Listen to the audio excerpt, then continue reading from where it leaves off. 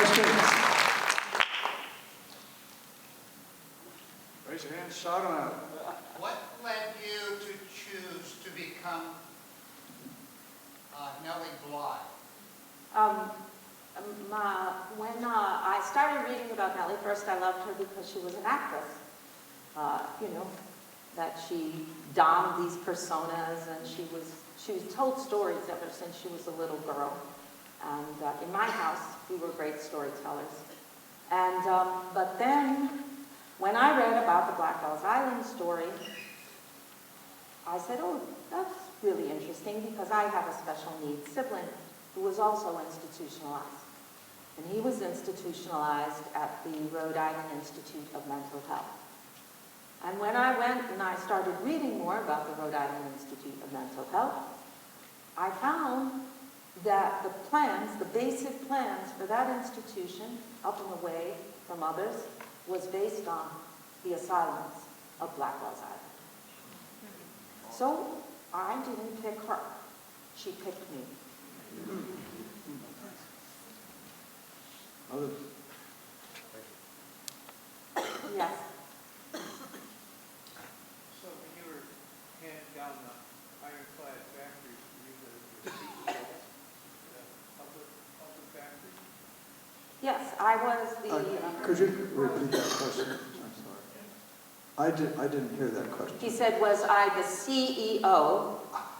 Yes, I was in a sense the CEO. Here's the business card.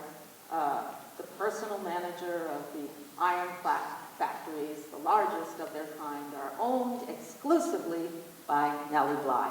So I was the owner and the manager, but I was not keeping the books.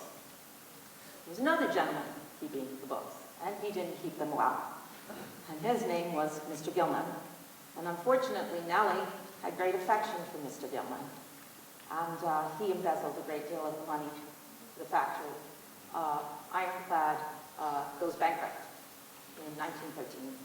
And Nellie, at the time that it goes bankrupt, Nellie is caring for Gilman because he's dying of cancer. And she says, "Don't tell him."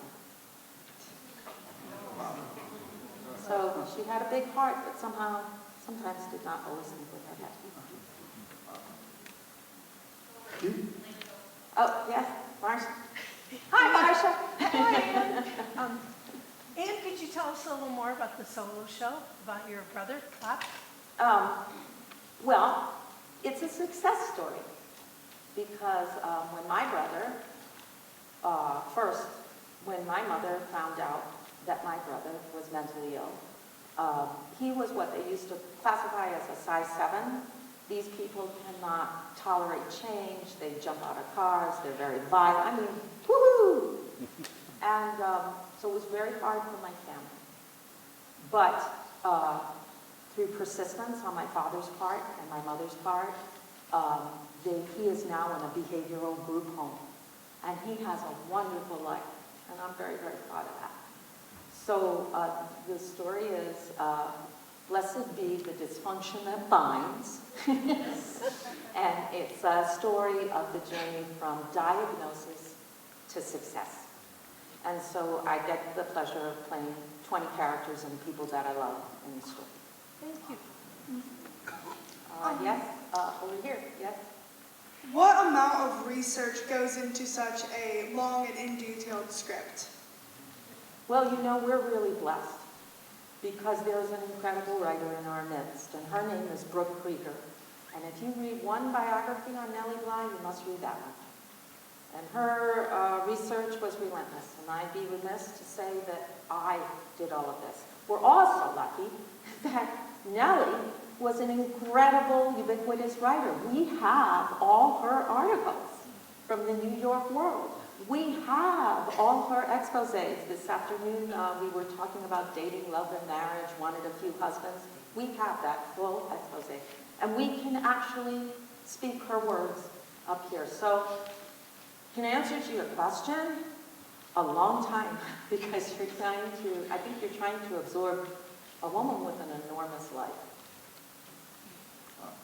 One last question. Go for it. Where did you see Bob in the show? Where can we see Bob? I don't know, you tell me. Like all things, and I have a lot of my actor friends out here tonight, it takes a lot to fundraise, to create a piece of work like that.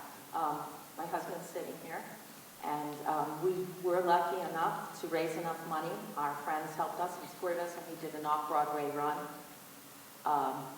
So you can see some clips of it online still on my website if you'd like to care to take a look. And who knows? Maybe it'll resurface at some point. And her website is in your program, so you could just find that right there. Hey, this has been fantastic. You're a fabulous actress. Thank you.